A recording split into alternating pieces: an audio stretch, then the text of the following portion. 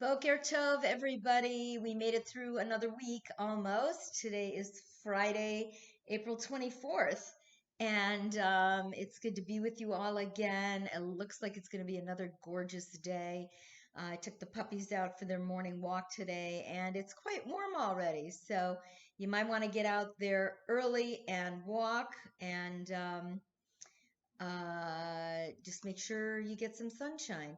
I'm so excited. I got three different deliveries from Amazon this week. The first one was a jar of vitamin D tablets. The second one was baby aspirin. And the third one was dishwasher pods so that I can wash dishes. Not that I haven't been doing a lot of them by hand, but it's amazing how some of these very, very simple things are just bringing us so much pleasure these days. So, a little bit of housekeeping before I begin today. And I was at Seacrest yesterday for a couple of hours, just picking some stuff up and taking care of a few things. And I put more Shabbat prayer books out on the little credenza that is in the A building lobby, where next to the box where you put your used batteries. So if you have not gotten a Shabbat morning prayer book yet, now you can go pick one up. There is a sign up sheet there. If you wouldn't mind just putting your name and your room number, that would be great, so that when all of this is over, I can either come around and collect them or let you keep them. I haven't decided yet, but uh, that way you can follow along with the services. That's the first thing. The second thing is, don't forget that we have Shabbat blessings tonight at 4:45. That is for all the buildings, and those will be live streamed right to your television sets. And then tomorrow morning, Shabbat services at 10 o'clock. And at 1 o'clock, Shabbat Chaverim. And I'm going to be talking about counting in the Jewish tradition, counting like 1, 2, 3, only more important than 1, 2, 3. So if you think you may, if any of that is intriguing to you, by all means, definitely tune in. And then the final thing is that I am continuing to connect with you. I'm trying to make as many phone calls a day as I can to say hello. I have to turn my phone down. So I'm really trying to do that. But if you would like to connect with me, I would love that as well. If you just want to call, if you want to talk, if you're feeling penned in, if you're getting cabin fever, if you have anything else you want to talk about, by all means, you can call me and let me know. There are two ways to get in touch with me, one of which is you can call my phone at Seacrest, and that will immediately forward to my personal cell phone, and you'll either get me directly or you'll get my voicemail on my cell phone. Please leave a message. Don't be afraid to leave a message. It is a confidential voicemail on my cell phone, so nobody else will hear it. So whatever you have to say won't go any further than my cell phone. And the other way is through email, and you can always email me at my Seacrest email, which is LHERZ, just like Leah Hertz, without the T, at seacrestvillage.org. And I will return phone calls speedily. I will return emails speedily, I promise. And I am going to be coming in to work, to the office more frequently, I hope, starting in May. And, we can always set up a time to talk. Please don't be shy to reach out. These are really, really difficult times for all of us. And we need support, and nobody should be ashamed to ask for that.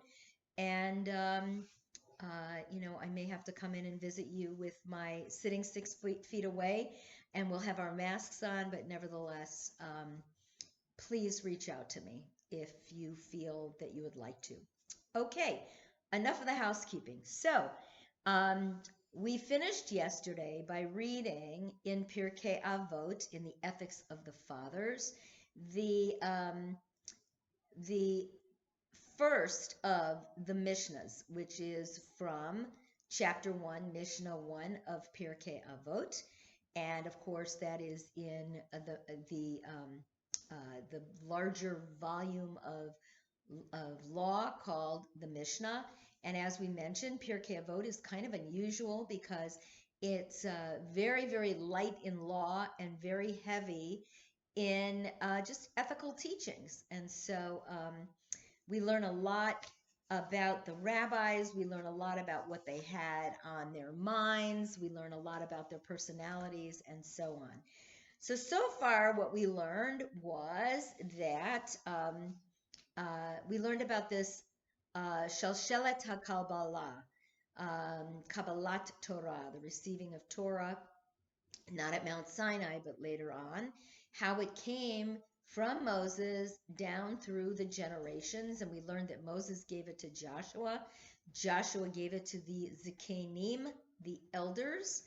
The elders gave it to the prophets to the men of the Great Assembly, which was a first century, actually older than that, but a group of men who were probably initially like judges and the ones who litigated different disputes and so on. And then finally, it got to this guy by the name of Shimon HaTzadik, Simon the Righteous. And he was kind of the last of the Mohicans, so to speak, or the last of the Great Assembly. He is referred to as a remnant. So in other words, he must have been the really old guy that they still went back to rely on to get information. And he used to say three things. Al shlosha devarim ha'olam omed. Upon three things does the world stand. Upon Torah, avodah, gimilut chasadim. On the study of Torah, on worship, and on righteous deeds. And I probably didn't surprise that many of you, but you may not have known any earlier where that Al Shlosha Devarim came from, and now you know it is directly out of Pirkei Avot. Okay, now we're going to go on to chapter 1, Mishnah number 3 in Pirkei Avot. And remember I said that really what I want to do is go through this first chapter, Mishnah by Mishnah, because I think this will set up some understanding for our study of the additional chapters, out of which I'm going to pick and choose some interesting statements instead of going through the entire thing. But this will give you a history of who these rabbis were. You're going to learn a little bit about how they spoke, the setup of their different sayings, and so on. Okay, chapter 1, Mishnah 3. And here is what it says.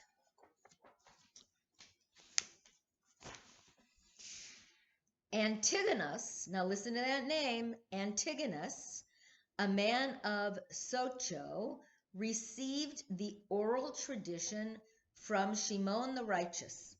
So Shimon the Righteous was the last remnant of this men of the Great Assembly, and he passed it on to this guy by the name of Antigonus of Socho, meaning the place in which he lived. He used to say, meaning Antigonus, "Do not be like servants who serve the master in the expectation of receiving a reward, but be like servants who serve the master without the expectation of receiving a reward, and let the fear of heaven be upon you."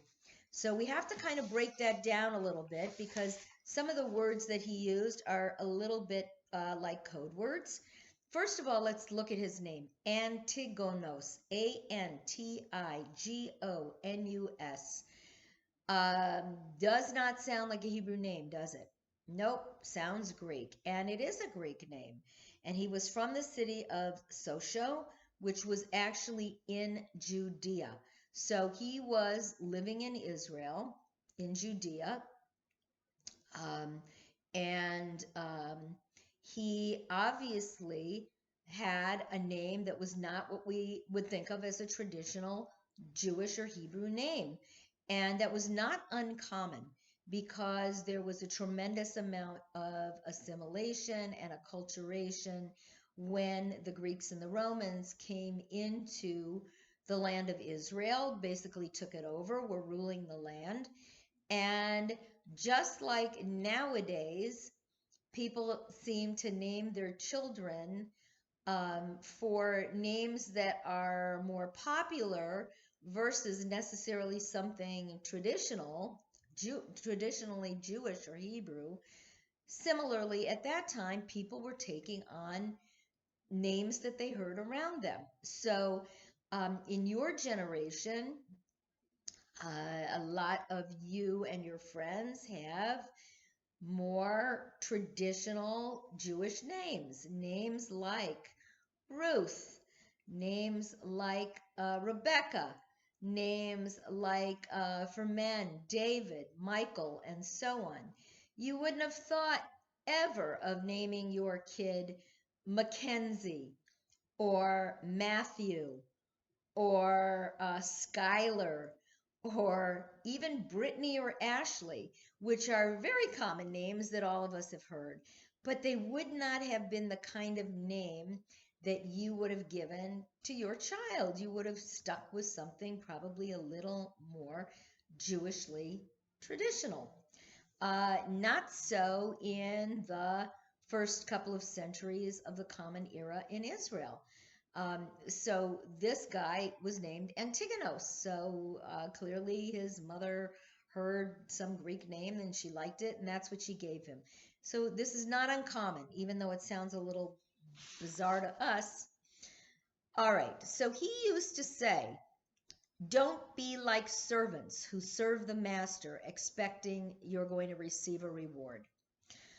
And master, in this case, although it's not capitalized in the text because Hebrew has no capital letters, um, nevertheless, when we hear that word master, we're not really thinking of the guy that you work for, the person that pays you, the one whose signature is at the bottom of your checks, the one who gives you instructions about how to work, and so on.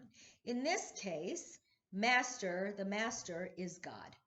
And so Antigonos is warning us that we shouldn't be like servants who serve the master because we think we're going to get some kind of a fabulous reward.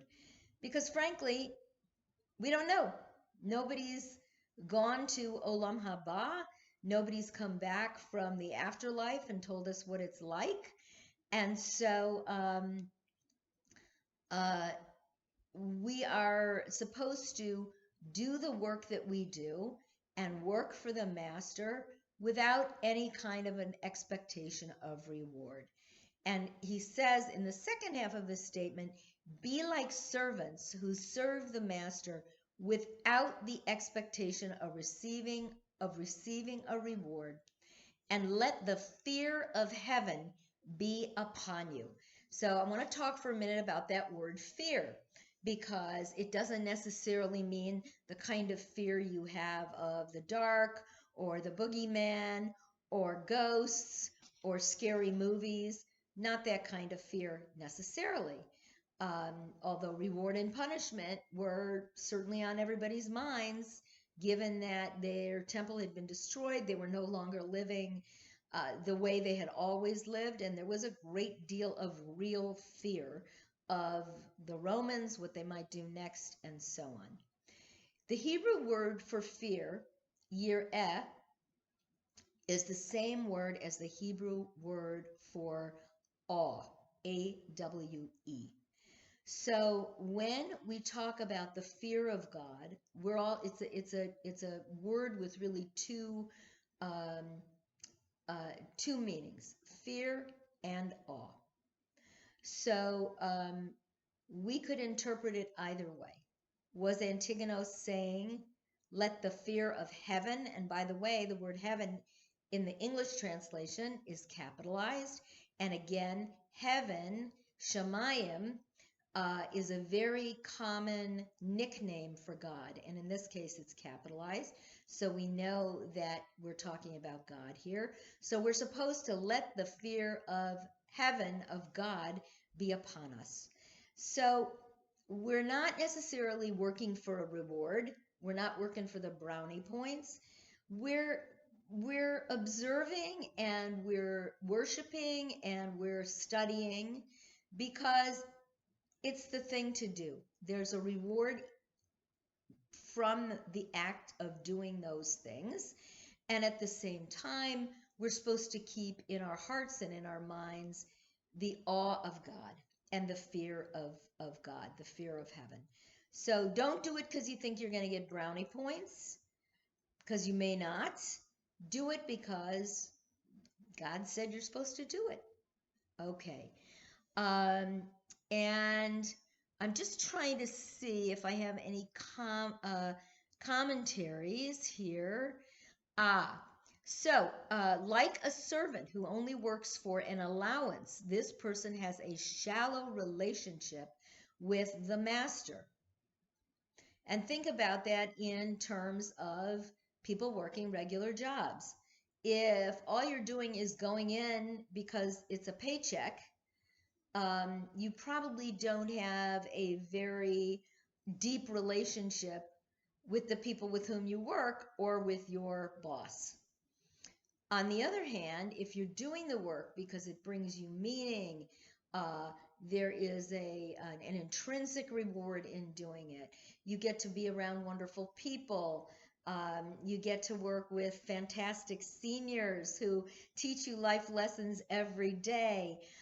You have colleagues who are devoted and committed. And yeah, you get a paycheck too, which is nice, but it's not the primary motivator.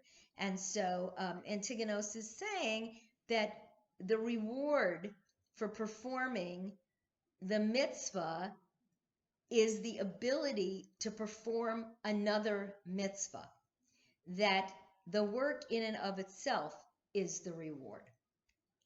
And I think that, we could say that for many of the people who work at Seacrest, that it isn't just about a paycheck. It's about the kind of work they do. And I think it's a very, very unique place because of that. So I won't go on about that anymore. There are times when just loving what you do isn't enough as a motivating factor for the performance of doing your job. Sometimes you may come in, you don't feel well, you're just not feeling it. You want to kind of phone it in.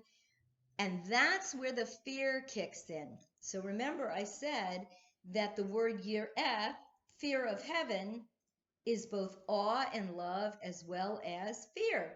That the other motivating factor is that when you do your job and you do it correctly, chances are you're going to be around for a while. So we fear the master, the boss. So we're either motivated by fear or by awe. I'm not saying I agree or disagree with Antigonos. I do like his name, but I'm not saying that I agree with him or disagree with him. But I think he was a pretty smart guy. He probably nailed it. He gives us this balanced statement that tells us that we need to have both love and fear of God. Awe, which comes with, and love, which comes with respect. And sometimes we fear people or God, whom we also respect. Okay.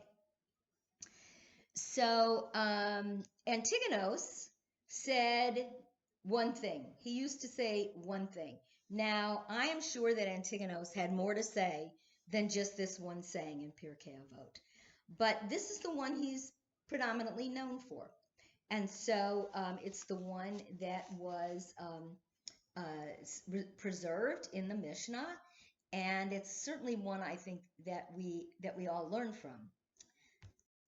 So we have time for one more Mishnah, and I need to do a little bit of an introduction to this, because when we get to chapter 1, Mishnah 4, which is the one that we're about to do now, things change just a tiny bit.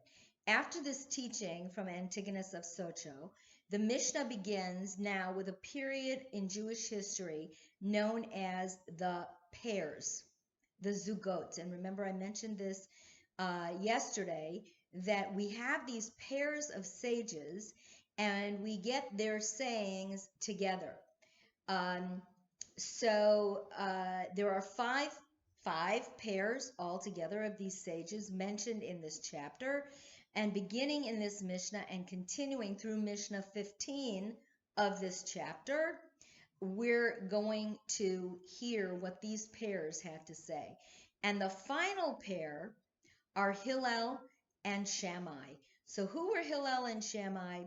Hillel and Shammai were two of the most well-known sages of the Mishnah and the Talmud. And what were they primarily known for?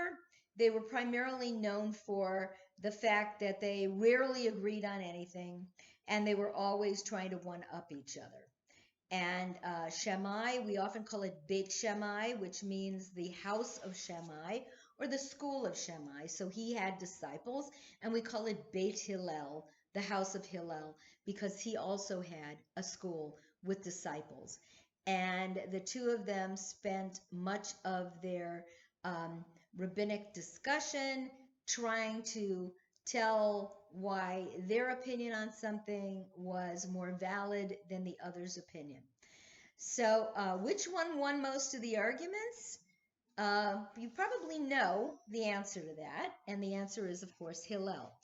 And it isn't because he was smarter, it wasn't because he had a better education, it isn't because he was wealthier or better looking or any of those things that we might assume. It's because he was a nicer guy. And Shammai was kind of a curmudgeon. And so Hillel often wins the argument because he happened to be just, a nice person. There was a period of time when Shammai and his students showed up for a lengthy discussion, and I'll tell you about that in just a moment, but evidently it was a day on which, or over a period of days on which, Hillel, or Beit Hillel, his disciples, didn't show up in quite as large numbers. So there were 16 decisions that came down that went in the direction of Beit Shammai simply because he had a majority at the time. And how do I know this? Because, as I think I've mentioned to some of you, I am participating in this crazy process, which I think had I known that we were going to be, maybe not. I was going to say had I known we were going to be involved in this pandemic, I might not have taken on. But I'm involved in this process known as Daf Yomi, which means a page a day. And I'm studying one page of Talmud every day, and it takes about 7.5 years. We started in January, and maybe in fact it's a nice diversion. And a page, a daf of Talmud, is actually not just a page like that. It's two sides. It's a folio. It has an A side and a B side. So I am reading part of it in Hebrew and a lot of it in English, because it's not Hebrew, it's Aramaic, and it's a little more difficult, and I don't want to have to sit with my Talmud dictionaries all over the place trying to figure out what the rabbis are saying. And I'm on several different websites where we discuss this stuff. But getting back to Hillel and Shammai, they were the last pair that's going to be mentioned, and you're going to hear a lot about the various things they had to say. So we are now entering into this section of the Mishnah where you're going to hear from the different pairs. And you're again going to hear some things that I think you're already familiar with. So we're going to start with um, chapter 1, Mishnah number 4, and we're going to read that now. There's another key component to this issue with the pairs. And most of them live, and how important it was to learn from a sage, and not just from any old person on the street, but to learn from these sages.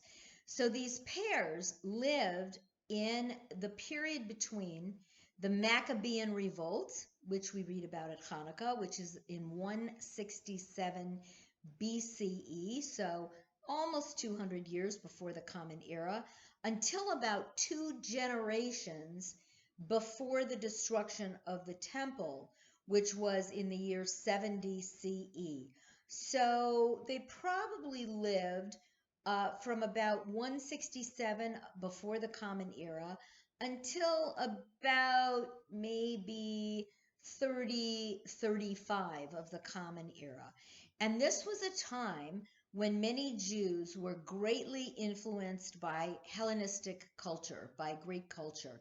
And it was also a very formative period of many of the sects that we read about in Jewish history, like the Sadducees and the Essenes, the Dead Sea sect that went and lived in the Judean desert near the Dead Sea.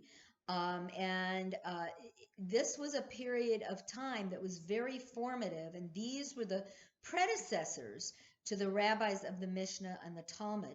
So it's easy to understand why there was so much importance placed on these sages, and they were concerned with authority and influence and the kind of influence they might have on the general public, because there was so much competition coming from these other sects and from early Christianity and from the destruction of the temple and from Hellenism. And when you're being bombarded by all these different cultures, the likelihood of assimilation and acculturation is much stronger. So that's why it was incumbent upon these sages to speak and to teach. So I'm going to introduce you to the 2 Yosis. I'm going to read what the 2 Yosis had to say, and then we're going to be done for today, and we'll continue again with this on Tuesday. Yosef ben Yoezer, a man of Zeredah, which is where he lived, and Yosef ben Yochanan, a man of Jerusalem, received the oral tradition from them. The them meaning Simon the Righteous, Shimon HaTzadik, and Antigonus. Yossi ben Yoezer used to say, "Let thy house be a house of meeting for the sages, and sit in the very dust of their feet, and drink in their words." Okay? So we have the first pair of twins, not really twins, not biological twins, but the first pair, Yosef ben Yoezer and Yosef ben Yochanan. And Yosef ben Yoezer, the first of the Yosis, used to say, "Let your house be a meeting place for the sages, and sit in the very dust of their feet, and drink in their words with thirst." Okay. Now we're going to get some explanation about that, and then we're going to go on to Yossi number 2, Yosef ben Yochanan. Not the same guy, Yossi 1 and Yossi 2. Okay, so that's where I'm going to leave it with you today. I hope that you are finding this interesting.